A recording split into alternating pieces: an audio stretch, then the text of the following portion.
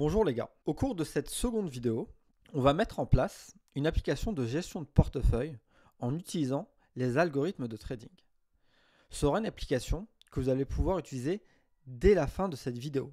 Ce ne sera pas quelque chose de fantaisiste, l'objectif c'est qu'à la fin de cette vidéo, vous ayez un algorithme qui puisse vous donner un avis sur la gestion de votre portefeuille. Cette application sera basée sur les fameuses formules de Markowitz qui sont eux-mêmes dérivées du ratio de Sharpe.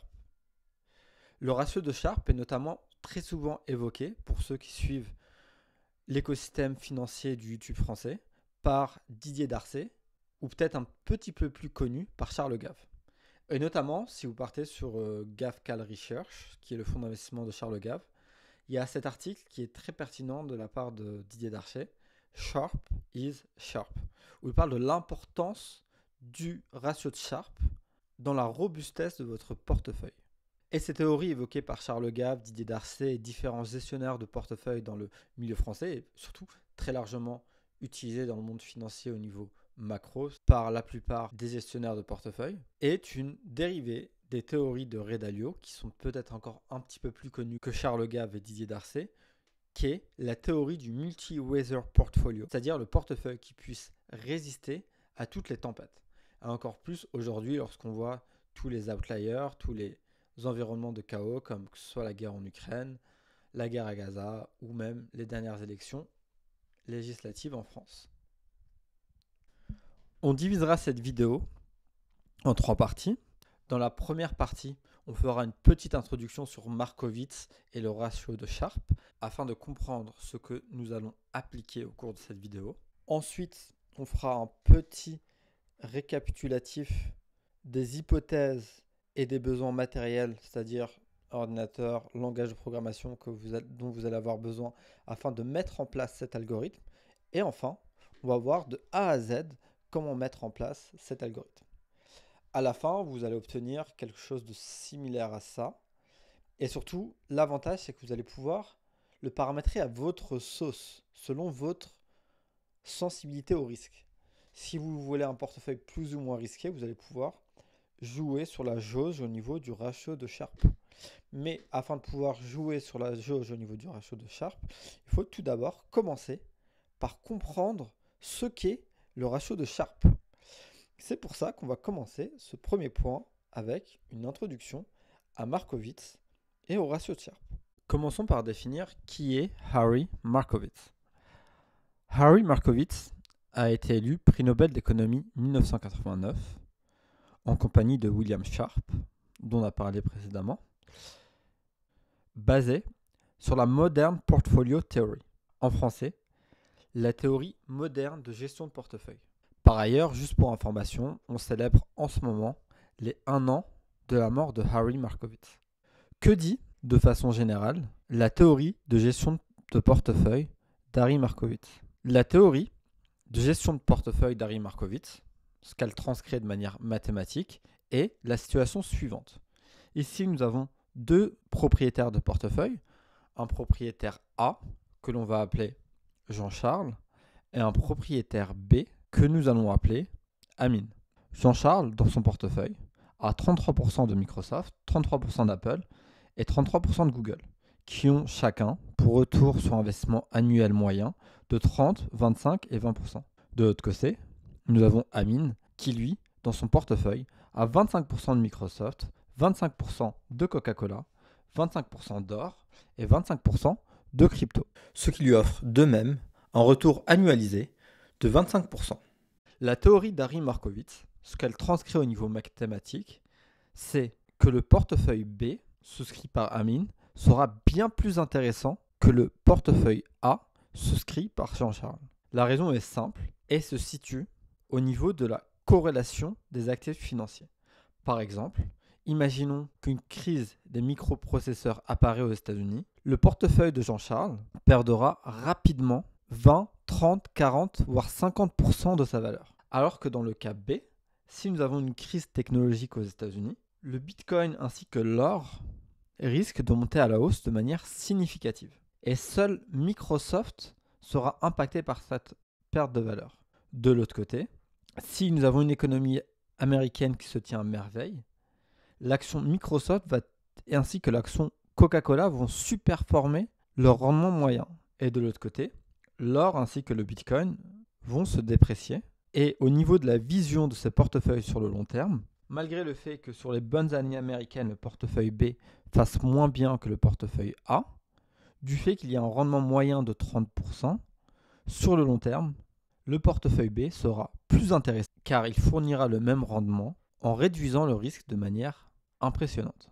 Mais ne vous inquiétez pas, nous y reviendrons au cours de l'explication pratique. Une fois avoir évoqué les formules de Markowitz que nous allons implémenter lors de cette application pratique, nous pouvons désormais nous diriger vers l'implémentation et l'analyse de cas d'un portefeuille réel qu'on va optimiser à travers les formules de Markowitz. Pour cela, faisons un petit topo sur le matériel dont nous allons avoir besoin. La première chose, vous allez avoir besoin d'un ordinateur, d'une version de Python 3.4 ou plus, et potentiellement d'Anaconda Navigator. L'installation des points numéro 2 et 3 est détaillée lors de la première vidéo de cette chaîne YouTube.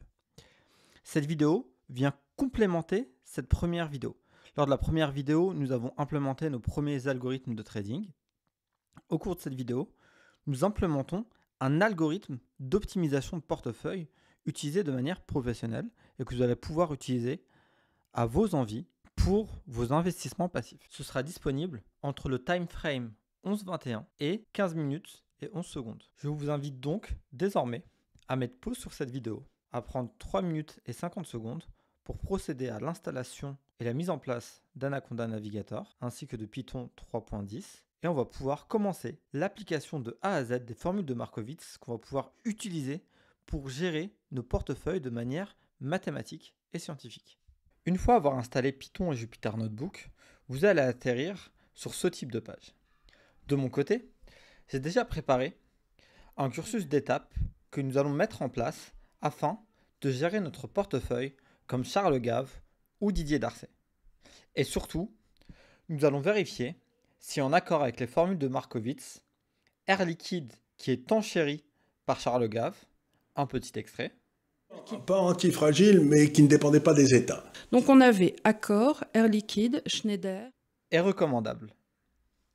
Afin de se glisser dans la peau d'un gestionnaire de portefeuille, nous allons tout d'abord visualiser les 3 différents critères sur lesquels nous allons évaluer ce portefeuille d'actions que nous allons étudier de manière algorithmique. Le premier critère à étudier sera le retour sur investissement, aussi appelé return en anglais. En effet, de manière simpliste, un portefeuille avec un rendement de 35% annuel sera évidemment plus intéressant qu'un portefeuille à 5% de rendement annuel. Le second critère est le risque. Et c'est là que le ratio de Sharpe, évoqué par Didier Darcet ou en introduction, entre en jeu.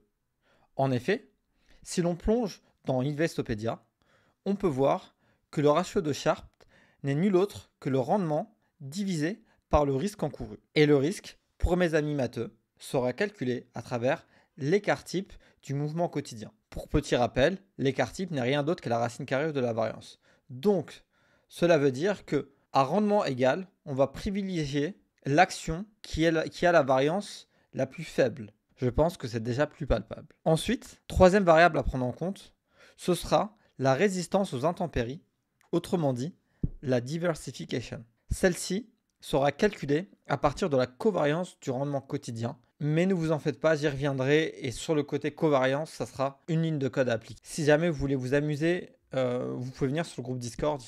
J'adore parler de mathématiques et d'application des mathématiques pour la finance. On peut parler de l'effet de la covariance, etc. En quoi c'est utile. Si vous êtes moins passionné par les mathématiques, la covariance permettra de donner un sens numérique à la corrélation entre actifs financiers. Maintenant que tout est dit, commençons par coder notre première ligne de code. Une fois avoir exploré ceci, nous pouvons désormais nous plonger dans la livraison du code. Celle-ci se déroulera en 5 étapes clés. Tout d'abord, des étapes initiales qui sera d'explorer les librairies dont nous allons avoir besoin afin de développer un algorithme de trading qui va nous permettre d'optimiser notre portefeuille d'actions. Ensuite, je vous partagerai un portefeuille d'actions réel d'un ami, Jean-Charles, et d'un ancien collègue à moi lorsque je travaillais à Londres. Et nous allons à notre tour pouvoir l'optimiser grâce aux formules de Markowitz. Une fois cette portefeuille en main, nous allons ensuite, en première étape, télécharger les données de marché. Puis, nous allons créer une table avec les différentes données des actions du portefeuille de Jean-Charles. Nous allons les nettoyer, notamment les réindexer, car nous allons recevoir des valeurs brutes en dollars. Nous allons prendre à les indexer. Nous allons ensuite faire une conversion en données logarithmiques. Et notamment, cette ligne-là, c'est peut-être la plus importante. Mon objectif, ce sera de vous expliquer en 30 secondes pourquoi il est crucial et important lorsque nous travaillons avec des données de marché de les transformer en données logarithmiques. Vous allez voir, nous aurons besoin d'une ligne de code et surtout, cette explication va avoir un impact sur toute la suite de votre progression en tant qu'algorithmique trader. Une fois que nous aurons développé la manipulation de données ainsi que le nettoyage de données, nous allons pouvoir calculer le ratio de Sharpe de notre portefeuille. Nous allons pouvoir faire une petite analyse à froid du portefeuille de Jean-Charles. Que vaut-il? Quelle est sa robustesse au choc? Et enfin, nous allons l'optimiser en développant la simulation Monte Carlo pour trouver l'optimum de portfolio, c'est-à-dire la valeur de Sharpe optimum de notre portefeuille ainsi que la composition de celui-ci. Et enfin, nous allons tracer ces données à travers un graphique et en extraire la constitution de portefeuille optimum. Commençons par la première étape. Avant toute chose, les librairies dont nous aurons besoin afin de mener à bien cet algorithme, et vous aussi à la maison, seront ces deux librairies. NumPy as NP. NumPy sera intéressante pour tout ce qui est action mathématique comme conversion en données logarithmiques. Encore une fois, il y a peut-être des mots qui peuvent être réluctants pour certaines personnes. Cependant, il n'y a pas de quoi être effrayé. Mon objectif, encore une fois, ce sera de normaliser et de vulgariser ces concepts pour vous. Et vous verrez que parfois, en quelques mots, ça peut débloquer énormément de choses. Et surtout, vu la puissance de cet algorithme, ce serait dommage de le louper pour quelques mots mathématiques. Continuons donc. NumPy as NP. Ensuite, on va emporter Panda as PD. Panda sera la librairie que nous utiliserons pour la gestion de données. Enfin, nous allons emporter Yahoo Finance as YF. Yahoo Finance va nous permettre de recevoir les données de marché en temps réel et surtout des données de marché nettoyées et propres. Maintenant que nous avons importé les librairies qui seront nécessaires, intéressons-nous à la composition du portefeuille que nous allons étudier. Ce portefeuille est un portefeuille réel de mon ancien collègue Jean-Charles, qui a pour influence en grande partie Charles Gave sur ses investissements boursiers, ainsi que nos différentes discussions au quotidien. Ce portefeuille sera composé d'actions Apple à 10%, d'actions Microsoft à 15%, d'actions Air Liquide à 5%, d'actions Walmart à 10%, Home Depot à 20%, d'actions Total à 30%, d'actions Nvidia à 10%. Pour rappel, pour ceux qui n'ont pas forcément vécu ou étudié aux États-Unis, Walmart, c'est l'équivalent de Carrefour. En gros, c'est de la vente en retail, c'est-à-dire de la vente pour des particuliers. C'est l'équivalent de Carrefour, mais beaucoup plus étendu. Par exemple, chez Walmart, vous allez pouvoir autant acheter une scie sauteuse que faire vos courses ou les derniers jeux vidéo à la mode. Home Depot, de son côté, serait l'équivalent du Leroy Merlin américain. Par ailleurs, les gars, si jamais il y a du monde qui est à New York, je travaille à New York une partie du temps. En ce moment, j'ai un client qui est là-bas, donc n'hésitez pas aussi à me faire un coucou. Si vous êtes là, moi, ça me fait plaisir. Récemment, il y a quelqu'un qui m'a écrit sur Instagram, une personne qui a réussi à me retrouver sur Instagram, d'ailleurs, chapeau à toi. Et on a discuté sur Discord récemment, je lui ai donné mon Discord, on a discuté, il m'a donné quelques idées de vidéos. Donc n'hésitez pas à m'écrire, vraiment pour moi ça me fait super plaisir. Et d'ailleurs encore une fois, il faut que je prenne le temps, mais je vais ouvrir un groupe Discord, comme ça on pourra discuter et vous serez invité dessus. Et surtout, je donnerai le code de cette vidéo sur Discord. Comme ça vous n'avez pas à tout réécrire. Nvidia, super connu. Total, forcément, action française assez connue, vous les voyez partout dès que vous allez mettre votre gaz, votre essence. Air Liquide, Microsoft et Apple. Voilà, c'est le traditionnel. Donc ça, c'est la composition du portefeuille de Jean-Charles. Une fois que nous avons cette composition, nous pouvons commencer avec la première étape qui va être de télécharger les données de marché. Pour vous faire un petit graphique, comment nous allons opérer au niveau du déploiement de cet algorithme de gestion de portefeuille. Ouvrons un Zipboard, hop, nettoyons-le. J'avais déjà écrit quelque chose dessus. Donc, nous allons premièrement, télécharger les données de marché. Market data, je vais l'écrire en anglais. D'ailleurs, je vais mettre pas mal d'anglicismes parce que j'estime pour vous et pour votre progression au global, les données scientifiques sont écrites en anglais. Les meilleurs posts ont en anglais requis. Si jamais vous voulez rencontrer plus de filles de votre vie, c'est beaucoup plus intéressant d'aller voyager en Colombie, aux Philippines. C'est un peu le phénomène de passport bros, mais hormis ça, même si on sort de ça, ou même en voyageant à Bali, rencontrer des Danoises ou peu importe. Donc, ouais, je sors un peu du contexte des algorithmes de trading, mais voilà, je refais une emphase sur l'importance des anglicismes et de l'importance de se développer en anglais, surtout sur le long terme. Généralement, il vous faut un why, une condition pour laquelle vous allez mettre du temps, mais voilà. C'est pour ça qu'il y aura pas mal d'anglicismes, surtout que je ne vis pas en France depuis 8 ans, donc pour moi, ça va être un petit peu plus facile. Donc, on reçoit les market data, les données de marché, qu'on va télécharger avec Yahoo Finance. Une fois que nous allons recevoir ces données de marché, on va les recevoir dans le format Open, High, Low, Close. Donc, ouverture de marché, valeur la plus haute, valeur la plus basse et valeur de fermeture, plus le volume. Et nous, ce qui va surtout nous intéresser, ça va être la valeur de fermeture au quotidien. On va prendre la valeur de fermeture de chacune des actions de notre portefeuille. Ensuite, on va faire, une fois qu'on va recevoir les données de marché, on va faire Data Manipulation, manipulation de nos données, c'est-à-dire on va les nettoyer et surtout on va les normaliser.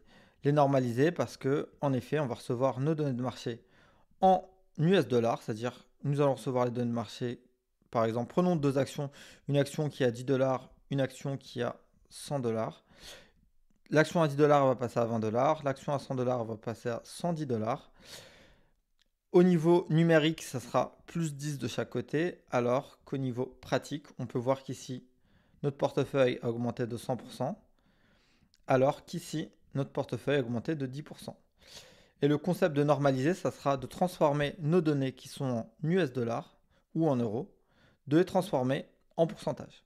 C'est-à-dire on va avoir le même tableau ici, des valeurs de fermeture de chaque action, on va les avoir. Au lieu de les avoir en US dollars et en euros, on va les avoir pour la totalité en pourcentage.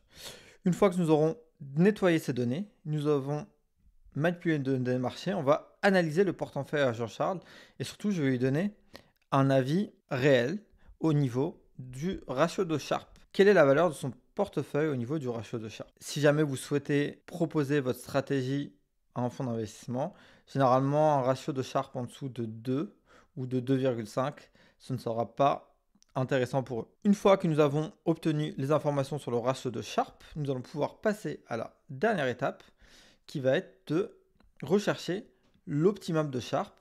Et en cherchant l'optimum de Sharpe, en fait, on va créer plein de fonctions aléatoires du portefeuille. C'est-à-dire, on va mettre différents poids. On va mettre, par exemple, 40% de Apple, 10% de Microsoft. On va changer tous les différents pourcentages jusqu'à obtenir ce qu'on appelle deux facteurs. Ça va être la frontière efficiente et l'optimum de Sharpe, c'est-à-dire la valeur optimale du portefeuille, afin d'avoir un portefeuille qui soit le plus rentable possible, c'est-à-dire qui va vous offrir le plus de revenus, et un portefeuille qui va pouvoir résister à n'importe quelle tempête. Par exemple, dans quelques jours, ces élections américaines.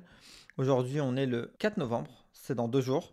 Le marché va bouger. L'avantage d'avoir un ratio de Sharpe intéressant, c'est que peu importe la direction du marché, vous allez continuer à avoir votre 20-25% de retour annualisé. Et donc commençons. Première étape de cette démarche, téléchargeons les données de marché avec Yahoo Finance. Pour ceux qui ont loupé la première vidéo, pour avoir les données de marché en temps réel, vous allez voir, c'est une ligne de code très simple. Ça me fait un peu mal au cœur parce que je sais que beaucoup d'entre vous n'ont pas de background en algorithme de trading. Pour l'instant, écrivez les lignes de code et ensuite, ensemble, je vous créerai, je sais pas, du contenu afin d'avoir step by step de pouvoir vous introduire aux algorithmes de trading. Ce sera l'objectif d'ici les prochaines vidéos. Voilà, donc commençons. Première étape, on va appeler les données de marché. Pour appeler les données, on va appeler la librairie Yahoo Finance.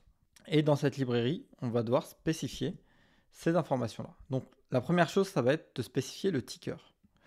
Ici, on va commencer par télécharger les données pour Apple. Le ticker d'Apple, ça va être AAPL. Pour retrouver ce type de données, vous pouvez aller sur le site de Yahoo Finance. Et par exemple, si vous tapez Apple, vous avez le nom de l'entreprise. Et ici, vous avez le ticker. Une chose à savoir, c'est que pour les tickers du marché américain, vous avez simplement à appeler le ticker. Cependant, pour avoir les données d'Air Liquide, de la même manière, on va aller récupérer les informations d'Air Liquide. Voilà, comme vous pouvez le voir, Air Liquide est basé sur différentes bourses. Si jamais vous souhaitez la valeur d'Air Liquide au niveau du marché allemand, on va prendre airliquide.de. Ici, on va choisir les données d'Air Liquide sur le marché du CAC 40. Donc, ça va être le ticker sera là. Et comme vous pouvez le voir ici, on a le nom de l'action, Air Liquide, AI, c'est le nom du ticker. Et on va devoir ajouter .pa pour la bourse de Paris. Donc, on va copier-coller. Et ici, on va l'insérer à l'intérieur de cet appel de données. Et comme vous pouvez le voir ici, nous avons les informations pour Air Liquide. Aujourd'hui, nous sommes le 4 novembre. Et si nous partons sur Air Liquide, on peut voir que le prix de l'action est à 165,10. On peut confirmer 165,10.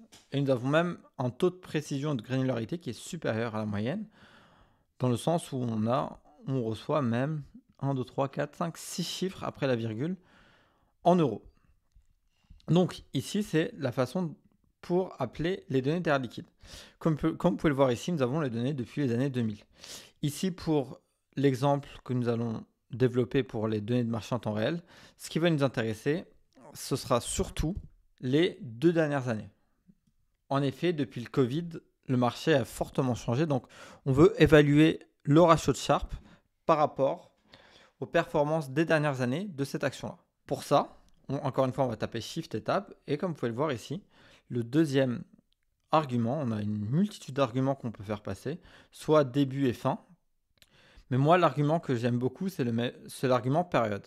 Ici, par défaut, il va te donner la période maximum. Mais nous ne souhaitons pas la période maximum, nous souhaitons les 504 derniers jours. En effet, les 504 derniers jours, en fait, quand vous l'avez en jours, c'est-à-dire les journées où nous avons pu trader sur le marché. Et sur une année boursière aux États-Unis, c'est 252 séances. Par exemple, on peut le tester pour un autre ticker. On va faire l'exercice. Par exemple, vous pouvez aussi mettre pause et faire l'exercice chez vous. Récupérer le ticker pour Home Depot. Récupérer le ticker pour Home Depot. On va taper hop, Home Depot, la bourse de New York. Ici, nous avons le ticker. On va, voilà, là, est-ce que le marché est ouvert à cette heure-ci? Il me semble qu'il est fermé. Ok, let's go. Donc, Home Depot. Ici, on va demander les 504 dernières périodes. Et comme vous pouvez le voir, ici, nous avons les données depuis du 2 novembre au 4 novembre. Bon, c'est approximatif, mais en moyenne, c'est 252 séances boursières par an au niveau du marché américain. Donc ici, en précisant la période de 504 jours, nous avons donc les 504 dernières journées.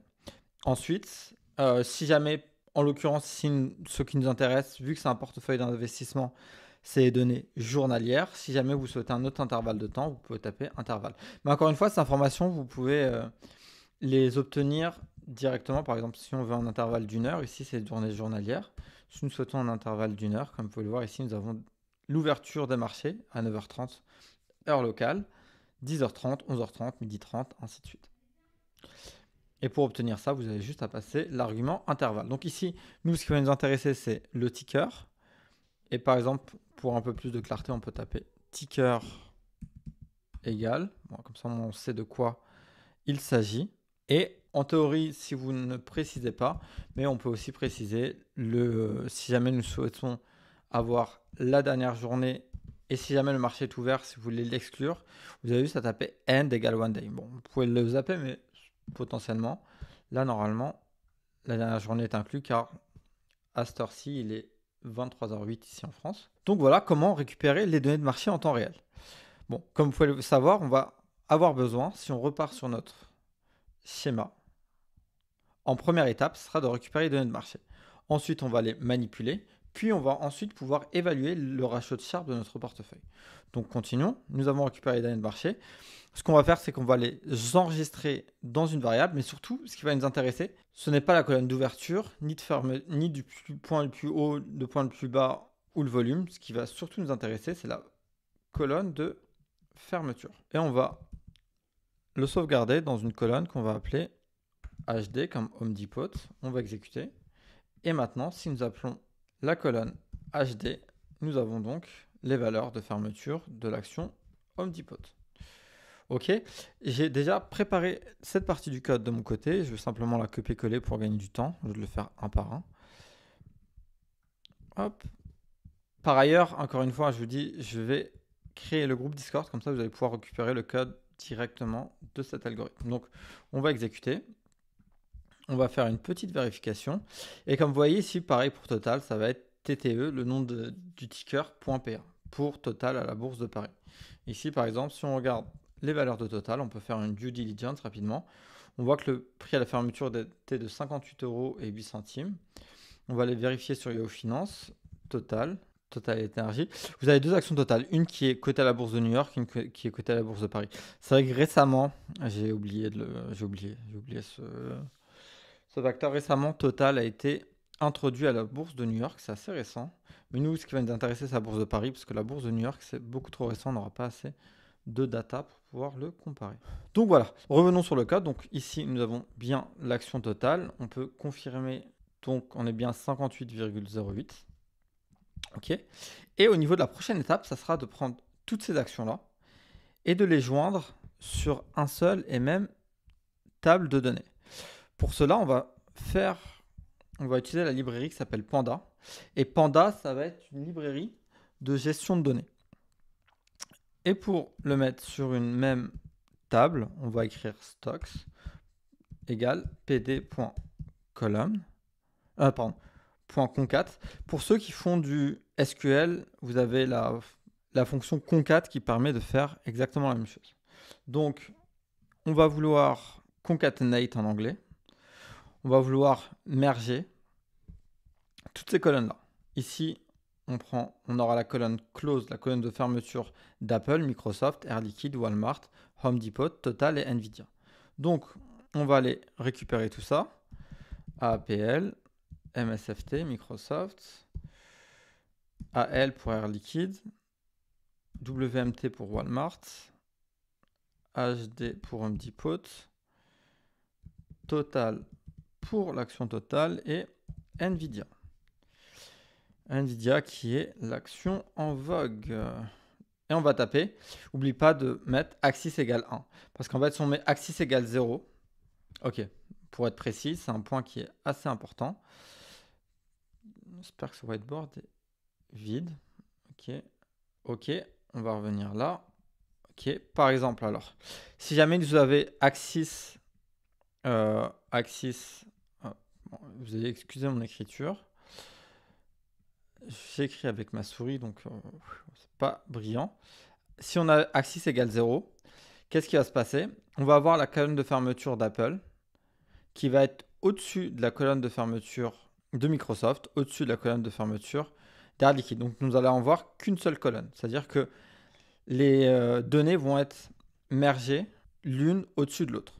Et si jamais nous passons en axis, l'axe égale 1, et c'est quelque chose à retenir avec Python, si nous passons en axe égale 1, les colonnes seront subséquentes les unes des autres.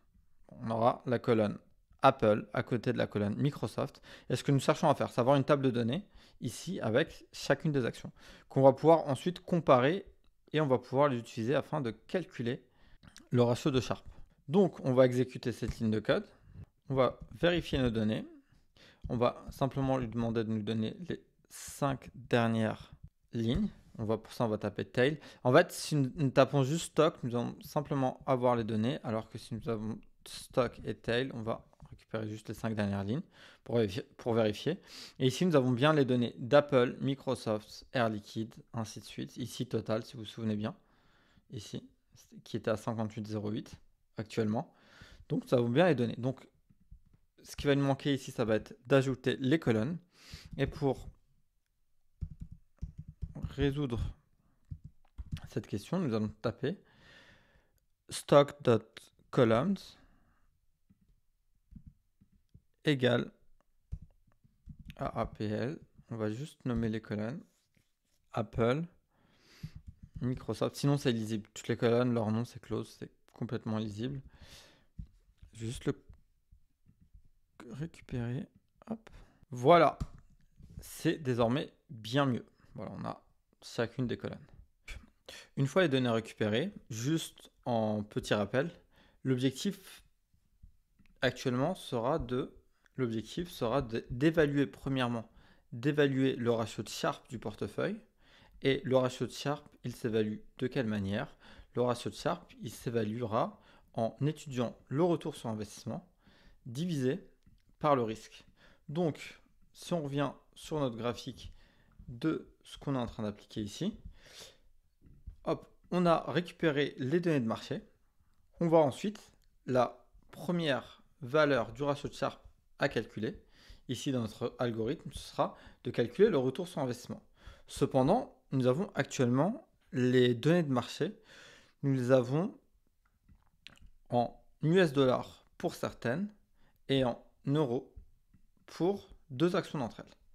Et encore une fois, ici, nous évaluons un vrai portefeuille d'investissement, c'est-à-dire le portefeuille de Jean-Charles. Et l'objectif pour nous, ce sera aussi d'évaluer notre propre portefeuille d'investissement afin de l'améliorer et de le rendre le plus robuste et le plus profitable possible. Donc, l'objectif, ça sera de transformer ces dollars et ces euros en pourcentage. Donc ici, nous avons des dollars, ici, nous avons des euros, ici, nous avons des euros et ici, des dollars.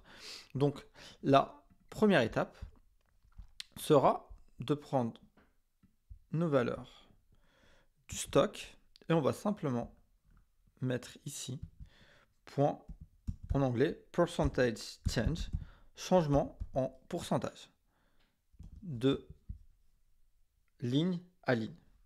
Et ce qu'on veut, c'est pourcentage d'une ligne à une ligne. Si jamais vous voulez le pourcentage des 2 dernières lignes, vous allez simplement passer à 2, 3, ainsi de suite. Ici, on veut simplement le pourcentage de la dernière ligne. Et si on exécute, comme vous pouvez le voir ici, on va encore mettre tail pour focus sur la dernière.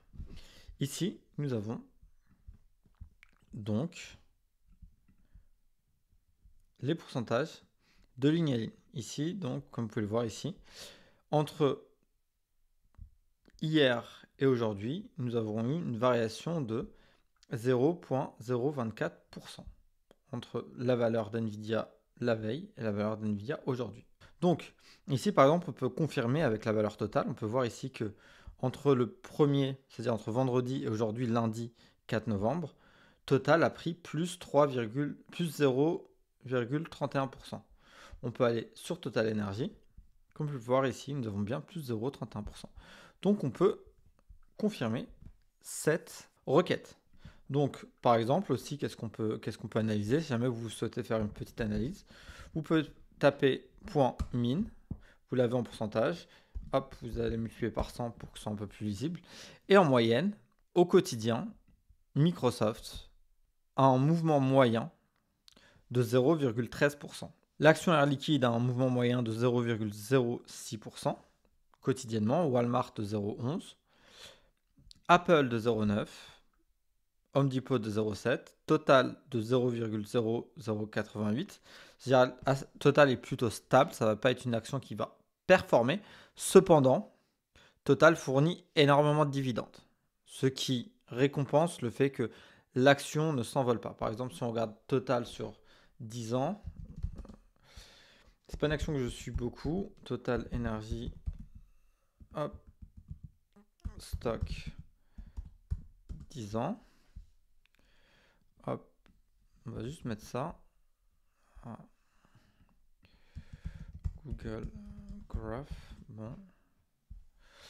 Ah, partons sur TradingView. Boum, nous l'avons bien sur Euronext. Un graphe sur 10 ans. On va se mettre en daily.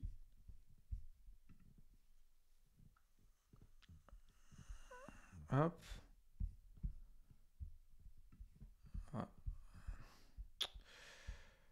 On va se mettre plutôt avec des colonnes mensuelles. Si on prend, on est le 2024, on va le prendre depuis 2014. Ouais, on peut voir que c'est quand même une action qui bouge pas beaucoup. C'est-à-dire que ça a pris 30% en 30 ans, ça fait du moins 3% annuel. Cependant, c'est une action à dividende, donc forcément, ça compense. Bon. Là, on va simplement se baser sur les moyennes de mouvement quotidien. Comme vous pouvez le voir ici, c'est quasiment plat. On est à moins de 0,001%. C'est très très faible. Mais cependant, c'est une action dividende.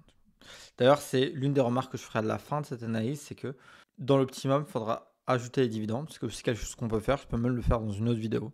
Mais voilà, là, on va se focaliser sur le programme que nous avons aujourd'hui. Donc l'objectif, encore une fois, maintenant, à répéter, c'est de analyser ce portefeuille. Donc tout d'abord, ce qu'on va devoir calculer, c'est le retour sur investissement. Donc, continuons. Ici, nous avons manipulation de données. OK, hop. Nous avons la manipulation de données, hop. Pourcentage just mean, nous avons le pourcentage moyen. Et qu'est-ce qu'on peut faire? Qu'est-ce qu'on peut analyser d'autre? Ah oui, un autre facteur qui est très intéressant, c'est d'analyser la corrélation entre les différents stocks pour voir lesquels sont corrélés les uns aux autres. Pour ça, on va simplement taper stock.percentage change. Alors, on va reprendre ça, c'est-à-dire les variations quotidiennes. Et ce qu'on va analyser, ça va être la corrélation. C'est-à-dire, quelle est la corrélation les unes aux autres. Si on repart sur le ratio de Sharpe, ici nous avons le retour. En bas, nous avons le risque. Et le risque d'un portefeuille, il est calculé avec la covariance. La covariance qui inclut la variance du stock et la corrélation avec les autres valeurs du stock. Donc plus le stock présente une corrélation élevée, plus la valeur risque sera haute et plus le ratio de Sharpe diminuera. Et nous, ce qu'on veut, c'est l'optimiser et l'avoir au maximum.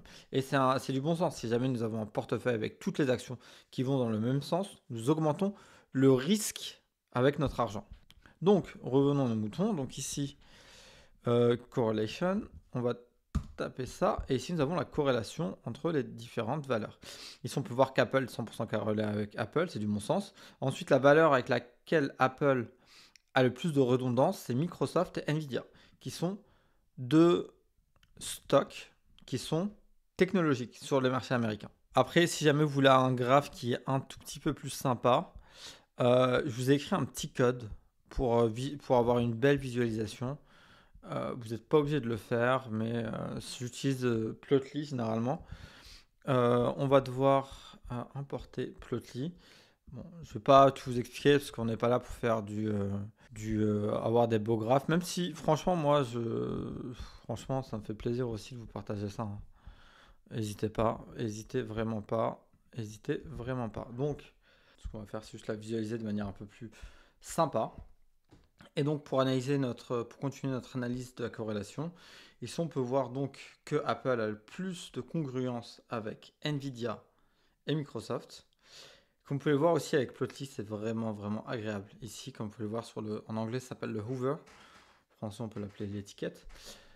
On a le nom de l'entreprise avec laquelle nous avons la congruence. Ici, on a Apple et le X, c'est Microsoft. Ici, c'est Walmart, etc.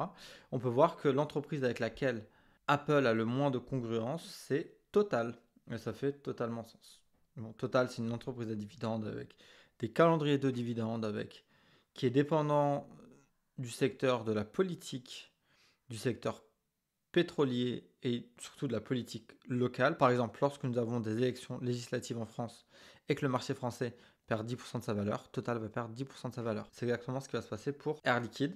Donc j'imagine que Total aura le plus de congruence avec Air Liquide. Si on remonte sur Total, voilà, aura la corrélation la plus forte avec Air Liquide, qui est une corrélation à 0,23. Et encore une fois, on peut voir qu'elle a le moins de corrélation avec Apple, en ce qui concerne Apple. Dans les faits, c'est Walmart. Bon, en l'occurrence, ce qu'on peut en tirer, c'est que les variables qui drive Total sont complètement décorrélées des variables qui drivent le marché américain. Et ça, on peut le prouver de manière mathématique, ce que je trouve super intéressant. Bon voilà, si jamais vous voulez le code, vous avez juste à le récupérer ici. Et encore une fois, je vais faire le max pour sortir le Discord as soon as possible. Comme ça, vous allez pouvoir récupérer le code. Ok, donc voilà. Donc maintenant, nous avons transformé nos données en pourcentage. Donc nous n'avons plus aucun dollar. Pardon, c'est ici. Nous n'avons plus aucun dollar. Si nous le sauvegardons ici. Donc nous n'avons plus aucun dollar si nous le sauvegardons dans une nouvelle. Hop, ici. Ici, nous avons notre valeur de stock en pourcentage. Donc ici, nous n'avons plus aucun dollar, nous n'avons que des pourcentages. Et ce qu'on va devoir faire, ça va être on va l'appeler stock norme, stock normalisé. Hop. Et ce qu'on va faire, on va demander à Python de nous montrer les dernières valeurs. Pour head, ça va nous donner les premières valeurs. Pour norm, ça va nous donner les dernières valeurs. Ici, nous avons donc nos mouvements de marché normalisés. Voilà. Ensuite, une fois que nous avons obtenu les données de notre marché normalisé, je vais partager une règle qui est super importante. Une règle qui est super importante, surtout quand il s'agit des marchés financiers. Alors, pour rappel, ici, la première valeur qu'on va étudier dans le ratio de Sharpe, ça va être le retour sur investissement. Prenons un stock qu'on va appeler Gargantua. Le stock, on va l'appeler Gargantua, top 10 pour les fans d'Android. Donc, on va l'appeler Gargantua, ce stock. Le stock a une valeur de 100 $. Et entre le jour 1 et le jour 2, le stock va évoluer de 100 $ à 120 $. Nous avons donc une augmentation du prix de 20%. C'est ce que nous avons calculé au niveau de notre table. Donc, nous allons avoir au niveau de la table, ici, nous allons avoir un NA. Bon, il n'y a pas de valeur au-dessus. Et ici, nous allons avoir une valeur de plus 0,2. Ensuite, le jour suivant, le stock va perdre 10% de sa valeur. Vous me suivez? Donc, 10% de 120, nous allons nous retrouver à 108 $. Donc, moins 0,1.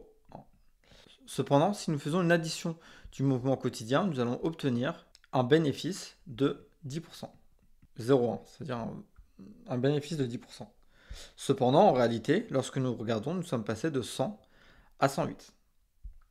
Donc, en mathématiques, si jamais vous souhaitez additionner des pourcentages en mouvement, il va falloir faire une addition ou une somme logarithmique. C'est-à-dire, nous allons devoir faire l'exponentielle pour avoir, de la somme de tous les logarithmes népériens des changements. C'est-à-dire, ici, on va avoir un changement de 120, donc c'est-à-dire un changement de 1,2 plus logarithme népérien de 0,9.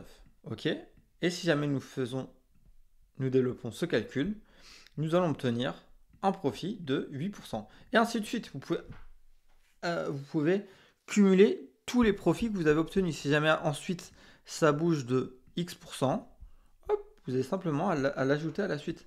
Faisons un exemple. Prenons la calculatrice, une calculatrice scientifique, fonction exponentielle, effacer tout, exponentielle de... Alors, sinon on va juste d'abord commencer avec les logarithmes népériens. Donc, logarithme népérien de 1,2, donc 20%, plus le logarithme népérien. En fait, c'est important, ce que je vous partage, c'est super important parce que ça va vous servir toute votre vie. Donc, nous avons cette valeur. On va la copier-coller. Bon, c'est des calculatrices numériques. Rien ne vaut une calculatrice réelle. Donc, voilà, nous avons 1,08. Donc, un profit de 8%. C'est tout simple. Cependant, c'est quand même une règle qui doit être connue de tous, mais comme vous pouvez le voir ici, c'est tout simple. Donc, au lieu de faire une somme de pourcentage, on va devoir faire ce qu'on appelle une somme logarithmique. Et l'avantage avec le langage Python, c'est que ça ne prend qu'une seule ligne de code. Ce qu'on va faire, c'est que on va créer une nouvelle table qu'on va appeler logReturn, retour logarithmique. On va taper np.log. Et ce qu'on veut, ça va être soit vous prenez stock percentage, ou sinon vous pouvez aussi faire le calcul à la main, ça va être, on peut le prendre directement. On va simplement prendre notre pourcentage et on va faire la somme logarithmique. On va juste faire le calcul à la mano, donc ça va être la valeur du stock divisé par la colonne au-dessus, stocks.shift. Ok, parfait.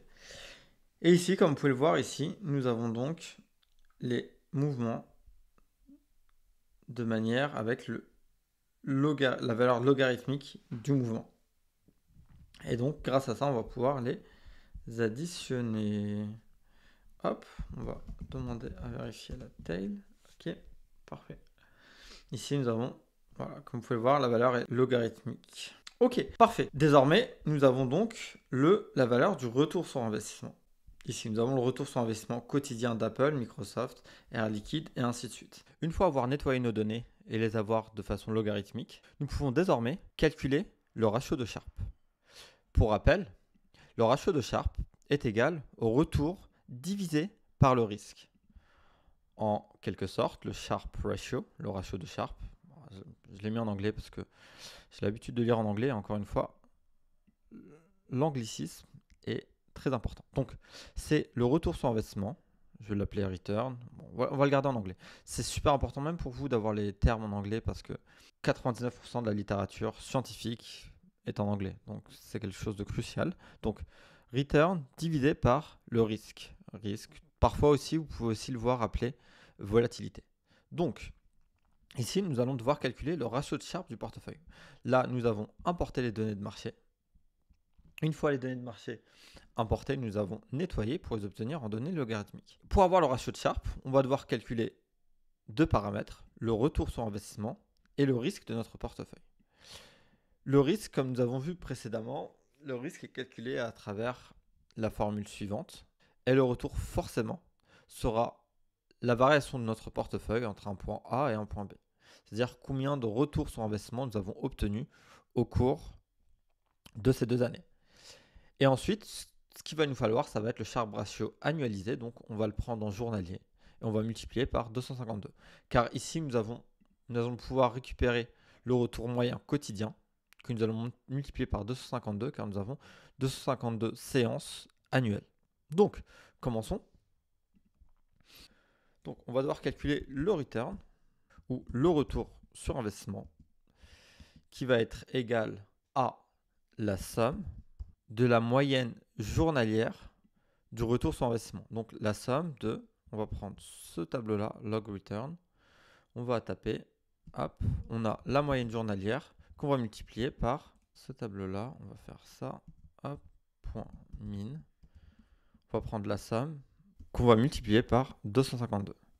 Et on va imprimer le retour, on va voir on a combien de retours sur investissement. Hop. Ici, comme vous pouvez le voir, ici nous avons une valeur de retour sur investissement de 143%. Sauf que cependant, si nous prenons ces valeurs à brut pour point, cela consiste à dire que nous avons 100% de notre portefeuille sur Apple, sur Microsoft, sur Air Liquide, sur Walmart, sur Home Depot, sur Total et sur Nvidia. Donc, ce qu'il va falloir, ça va être diviser ça par 7.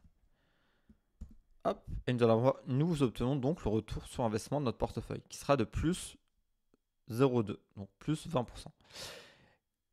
Et encore une fois, si vous prenez ce postulat, cela veut dire que nous avons notre portefeuille qui est divisé en 7 parties égales. 1 septième d'Apple, 1 septième de Microsoft, d'Air Liquide, Walmart, Home Depot, Total et Nvidia.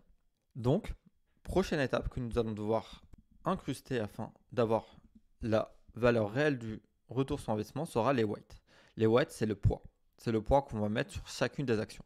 Donc, il va falloir créer une nouvelle variable qu'on va appeler weight, ou sinon on peut l'appeler, on va l'appeler weight, c'est un peu mieux en anglais. Hop, weight, et les poids, on va le mettre au pluriel, et les poids qu'on va devoir spécifier. Donc, pour les poids, on va mettre les poids que nous avons ici, c'est-à-dire Apple à 0,1, Microsoft à 0,15, Air Liquide à 0,05, Walmart à 0,1, Home Depot à 0,2, Total à 0,3 et Nvidia à 0,1. Donc ce qui va se passer là, c'est qu'on va multiplier notre retour sur investissement quotidien moyen multiplié par le poids. C'est-à-dire que le retour sur investissement de Total sera multiplié par 0,3, le retour sur investissement de Microsoft sera multiplié par 0,15, ainsi de suite. Et on va pouvoir obtenir le retour sur investissement total du portefeuille. On n'a plus qu'à enlever le division par 7 parce que nous avons désormais les poids qui sont appliqués. Exécutons. Cela signifie qu'avec la composition actuelle du portefeuille, nous recevons un retour sur investissement de 17,4% annuel, ce qui correspond à peu près à la tendance des dernières années.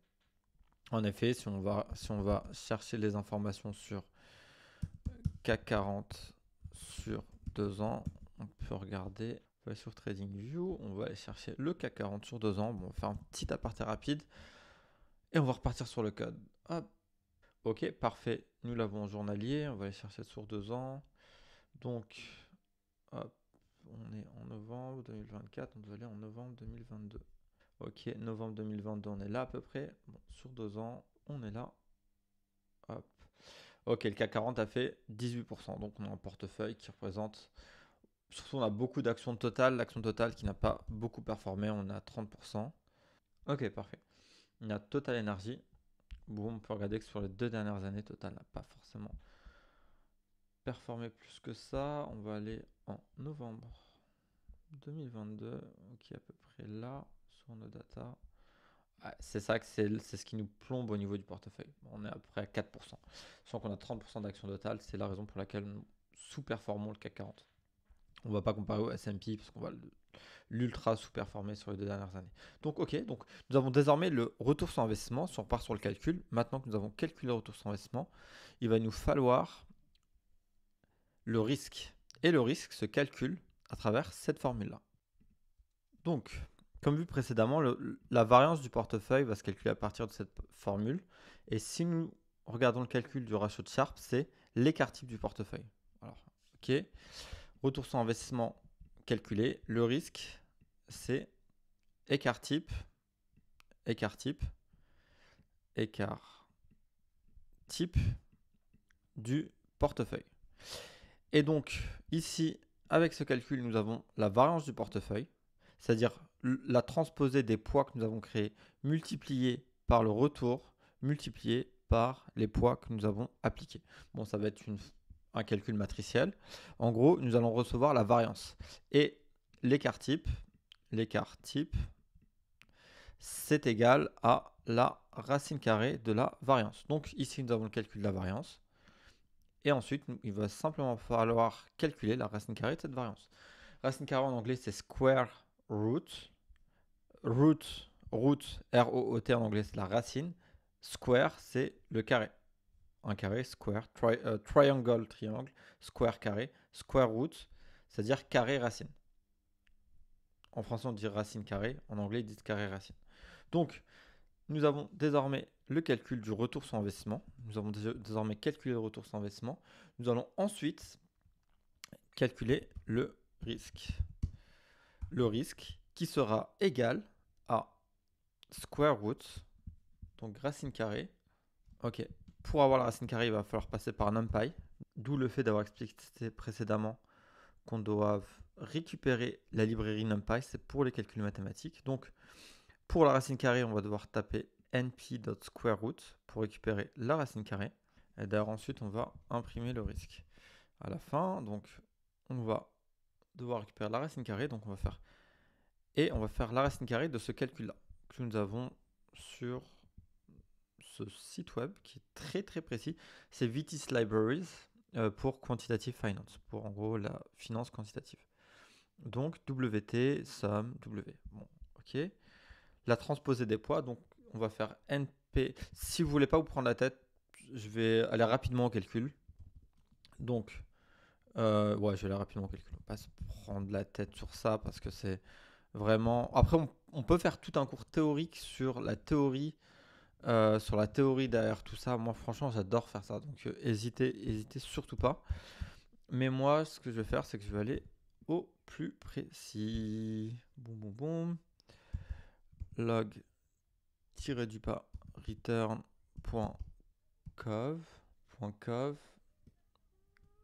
multiplié par 252 jours. Hop. En gros, ici, ça va être le calcul matriciel. On va calculer matriciellement tous les facteurs. Bon, ici, ça va être le sigma, donc ça va être le retour annualisé. Et puis ensuite, on va multiplier par les poids. Et si on fait ça, ça devrait... Quoique, je ne suis pas sûr que ça fonctionne dans le sens où il faudrait mettre sous forme de liste. Par s'il est directement sous forme de liste. Calculons. Ok, en fait, on ne peut pas faire de transposé par rapport au format. Donc, ce qu'il va falloir, c'est le transformer en NP array. Donc, ce qu'on va faire, ça va être weight qui va être égal à np.array.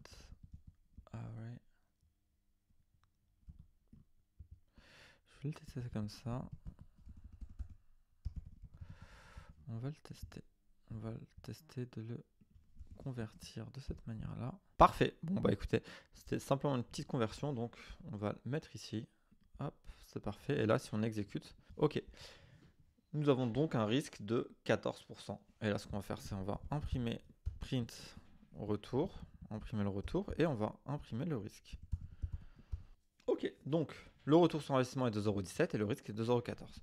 Ensuite, ce qu'on va faire, ça va être calculer le ratio de Sharpe qui va être égal au retour divisé par le risque.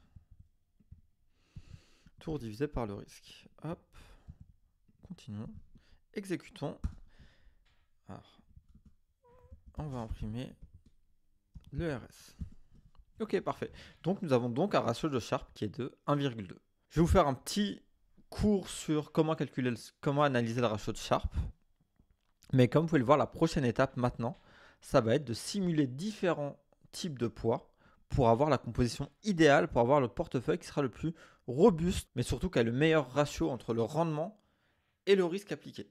En effet, si jamais vous avez un portefeuille qui vous offre un rendement de 20% et un autre qui vous offre un rendement de 22%, mais avec un risque qui est 10 fois plus élevé, sur le long terme, ce sera beaucoup plus intéressant d'avoir un portefeuille d'investissement personnel avec un rendement de 20% qu'un rendement de 22% avec un risque extrêmement élevé. Si quelqu'un vous dit, écoute, dans mon portefeuille d'investissement, je peux t'offrir un rendement de 22%, cependant, tu as une chance sur 5 de perdre 50% sur les 10 prochaines années, et de l'autre, il vous propose un rendement de 20% avec une chance sur 50 de perdre 30% de votre retour sur investissement sur les 10 prochaines années, forcément, ça va être plus intéressant de prendre 20%. Et surtout, et c'est là d'où vient le ratio de Sharpe. Et ensuite, si jamais vous voulez créer un portefeuille qui est un petit peu plus risqué et vous voulez mettre un peu plus de poids sur le retour, voilà, on le verra à la fin. Donc, prochaine étape, ça va être de créer une formule pour pouvoir automatiser ce calcul. Je pense que pour la création de cette formule, je vais simplement vous copier-coller la formule que je vais faire à côté. Je vais faire une pause sur la vidéo. Je vais l'automatiser et je vais simplement coller la formule. Alors, simplement pour comprendre le concept. Et l'objectif aussi pour vous, c'est pas de devoir tout taper un par un à la main. Ça serait de partir petit à petit et surtout de comprendre le concept macro qu'il y a derrière. Voilà. Bon, je vais faire une petite pause et je vais revenir avec le calcul qui sera tout fait. A tout de suite. Avant d'aller plus loin, faisons un aparté sur l'analyse des valeurs du ratio de Sharpe. Le ratio de Sharpe est un outil clé pour évaluer la performance d'un portefeuille ou d'une stratégie de trading, notamment très souvent évoqué par Didier Darcet et Charles Gave pour analyser leur portefeuille d'actifs. Le ratio de Sharpe mesure combien de rendement excédentaire vous obtenez par unité de risque assumé. Comme vu précédemment, la formule est simple. Sharpe ratio égale rendement du portefeuille moins rendement sans risque divisé par la volatilité. Que représente-t-il concrètement ? Un ratio de Sharpe peut varier considérablement et sa valeur en dit long sur la qualité d'une stratégie. Un ratio de Sharpe inférieur à 0, cela signifie que la stratégie génère des rendements inférieurs au taux sans risque. En clair, vous prenez des risques pour perdre de l'argent. Entre 0 et 0,5, la stratégie est peu performante par rapport au risque pris. Ce n'est généralement pas acceptable, sauf dans des contextes très spécifiques, comme à l'occasion d'une guerre mondiale ou d'une crise économique sans précédent de type Covid-19. Un ratio de Sharpe autour de 1, cela indique une performance de votre portefeuille correcte. Chaque unité de risque prise rapporte environ une unité de rendement excédentaire.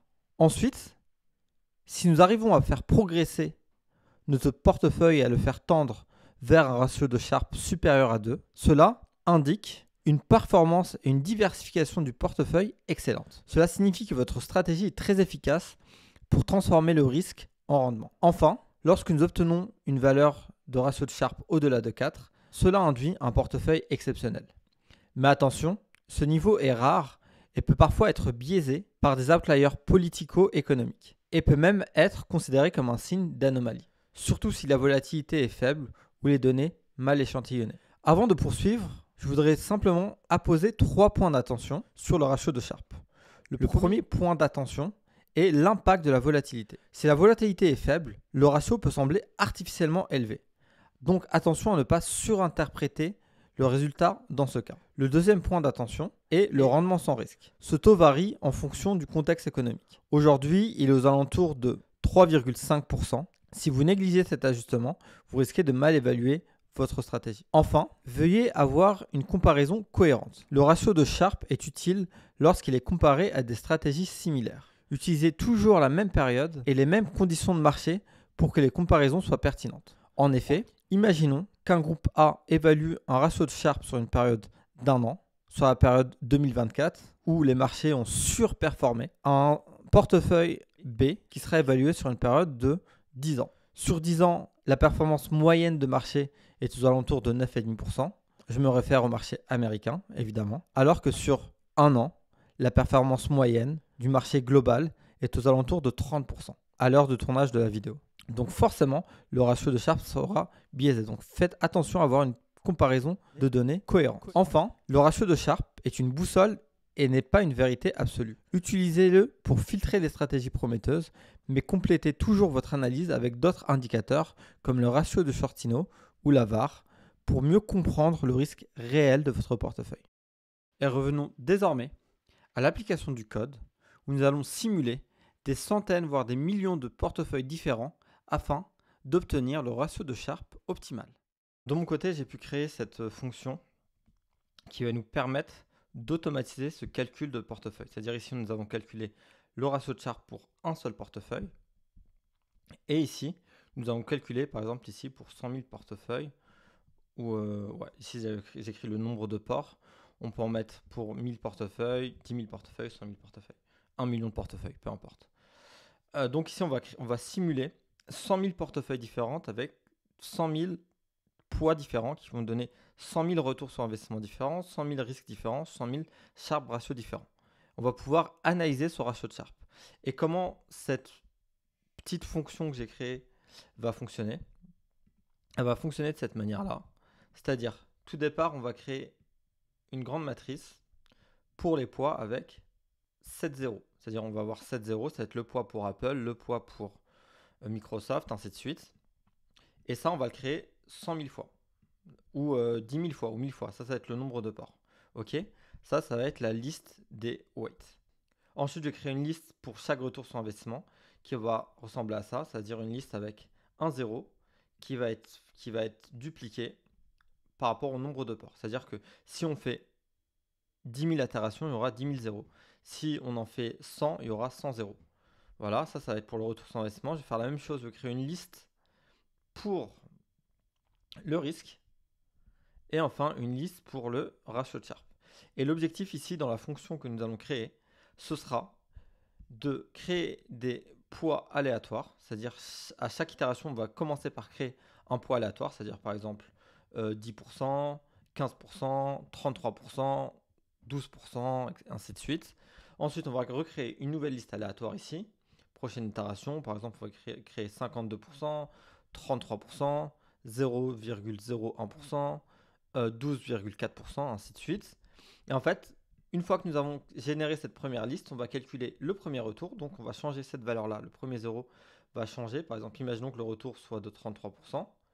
Ensuite, le risque, imaginons qu'il soit de 22. Nous aurons donc un Sharpe ratio de à peu près ici, à peu près 1,55. Ainsi de suite. Ensuite, on va créer un nouveau.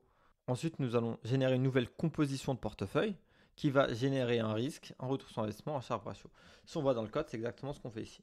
D'abord, on crée une liste de poids aléatoires composée du nombre de colonnes que nous avons dans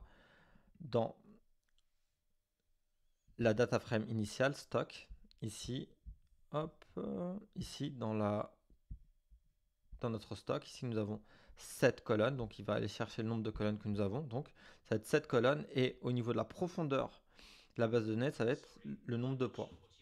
Ensuite, ici pour la liste pour le retour, ça va être le nombre de ports. Ici, le nombre de ports et le nombre de ports. Ce que je vous explique ici. On va créer une liste avec 1000, 10 000, 100 000. Ici, le nombre de ports, c'est 100 000. Donc, on va créer une liste avec 100 000 valeurs de 0. 100 000 valeurs de 0, 100 000 valeurs de 0. Ce qui va se passer, ça va être quoi? Donc, on va d'abord générer des poids aléatoires.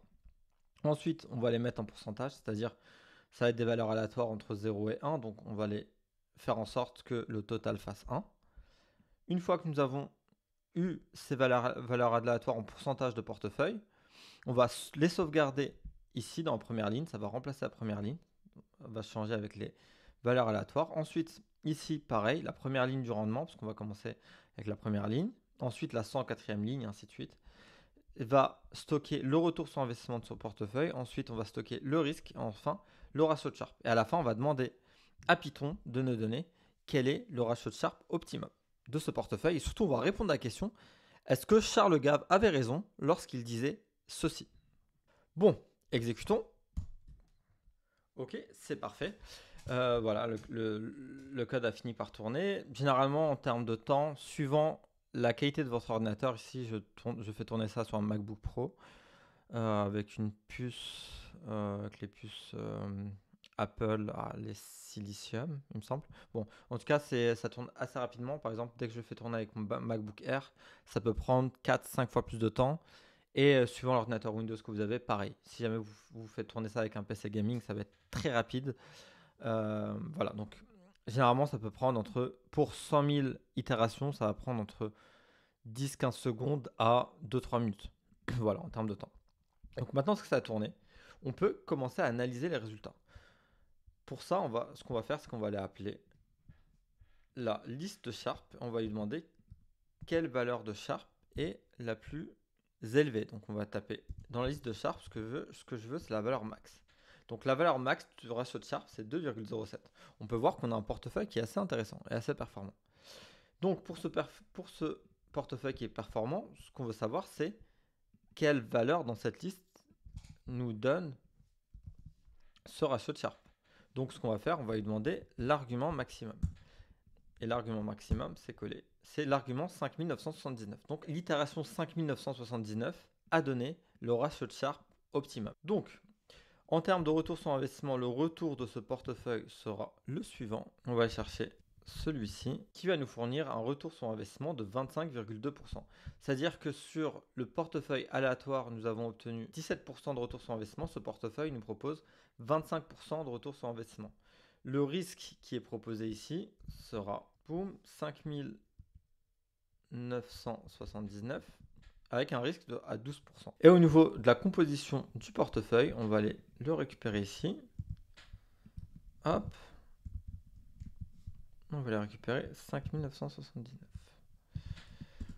Ok, ici ça va être la composition du portefeuille. Donc le portefeuille sera composé à 10% par du Apple, 24% par du Microsoft, 23,3% par du Air Liquide, 40% par du Walmart, 1,3% par Home Depot, à 3,3% par Total. Et il nous conseille quasiment d'exclure, on peut le voir de cette manière-là, il nous conseille d'exclure Nvidia de notre portefeuille. Et par exemple, si jamais vous voulez le visualiser sur une façon un peu plus avancée, je vais vous tracer les données. On va le faire ensemble. Ce dont on va avoir besoin, ça va être d'importer Plotly Express. On va tracer un beau petit graphique. Hop. On va le récupérer ici, Plotly Express. Ça va être pour tracer le graphique.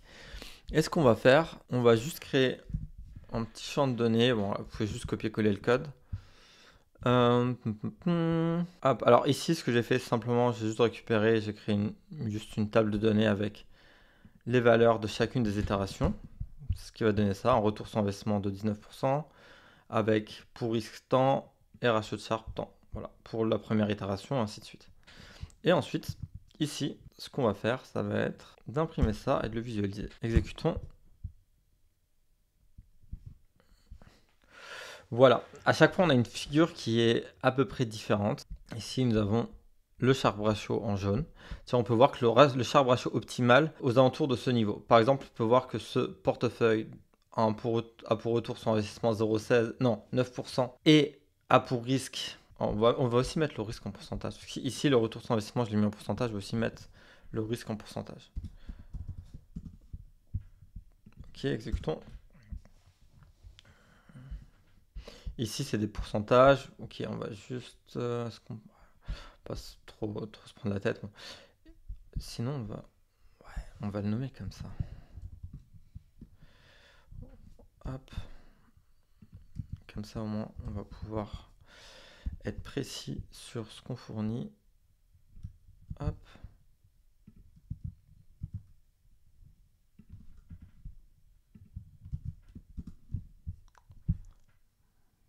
Ok, voilà, du coup, on est un peu plus précis au niveau des axes. Ici, on a le retour sur investissement optimisé. Ici, on a le risque optimisé. On a le risque en pourcentage et le retour sur investissement en pourcentage. Donc, on peut voir que la valeur optimale, c'est celle-ci. Voilà, on est à peu près à 27%. Non, on est à combien en ratio de Sharpe? En ratio de Sharpe, on était à 2,07.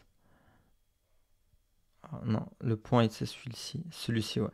25% de retour sur investissement avec un risque à 12% par rapport à la constitution de ce portefeuille.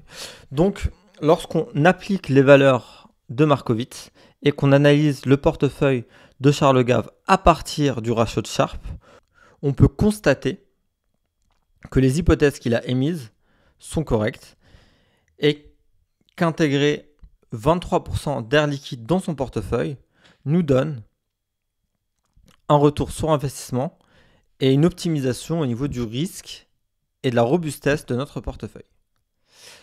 Voilà. Bon, écoutez, les gars, j'espère que vous avez apprécié ça. Je vais, juste pour vous dire, je vais créer un groupe Discord. Voilà, je vais conclure cette vidéo-là, qui est assez longue à tourner, à monter. Voilà, ça me fait un peu du bien de la finir. Donc, je vais conclure cette vidéo-là. Mais ce qui est intéressant, c'est ça, c'est que, voilà, une fois que vous avez le code, vous pouvez juste télécharger les données de marché que vous souhaitez. N'oubliez pas d'annualiser. Et ensuite, vous allez pouvoir obtenir le ratio de Sharpe de votre portefeuille. Et surtout, ce code-là, vous allez pouvoir le télécharger directement sur le groupe Discord. Comme ça, voilà, comme ça, vous n'allez pas vous prendre la tête. Boum, vous connectez au groupe Discord et vous le téléchargez. Voilà, bah écoutez les gars, j'espère que vous avez apprécié cette vidéo. Moi, c'est toujours un plaisir de faire ce type de vidéo. Vraiment, ça me fait plaisir. C'est juste... j'aimerais prendre plus de temps. Là, je vais avoir beaucoup plus de temps maintenant parce que j'ai vendu mon entreprise. Donc, je vais pouvoir tourner plus de vidéos. Et enfin, en ce moment, je suis en train de recréer un nouveau business. Donc je vais pouvoir passer un peu plus de temps pour partager ceci. Et voilà. Et puis, ouais, anyway, on en reparlera sur d'autres vidéos. Mais les gars, j'espère que vous avez apprécié. Si jamais vous avez des retours, encore une fois, il y a une variable que je ne prends pas en compte ici, c'est la variable des dividendes qui doit évidemment être ajoutée parce que ici, nous avons 3% de total.